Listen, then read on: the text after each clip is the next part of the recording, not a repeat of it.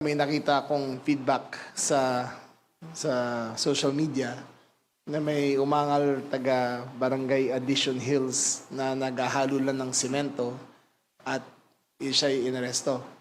Ako ba'y humihingi ng paumanhin at pupuntahan ko po siya sa mga susunod na araw at sasabihin ko na at ako na po ang hingi ng paumanhin. It was my fault that I did not give clearer instructions on how to do the Safer Cities Initiative.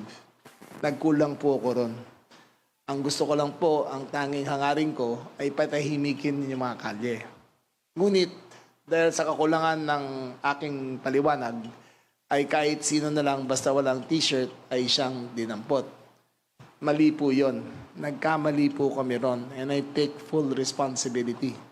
I will make amends and I will make sure na mag-usap po kami para maklaro ko po ito.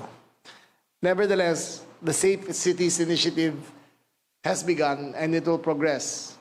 It will progress to other forms of making the city safer, which I will announce in the next few weeks as we perfect this. Mind you, we will make a study pagdating po ng katapusan ng Abril. Titignan po namin ang focus crimes of April 2025, 2024, kumpara sa 2026. So far, ang report ng aking mga regional directors and district directors ay malaki na po ang binaba ng krimen ng 8 focus crimes sa Metro Manila at sa ibang mga lugar.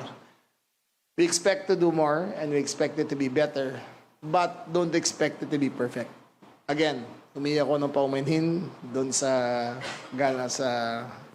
naapektuhan doon sa Addition Hills. Pupuntahan ko pa siya personal para humingi ng paumanhin at itatama po natin.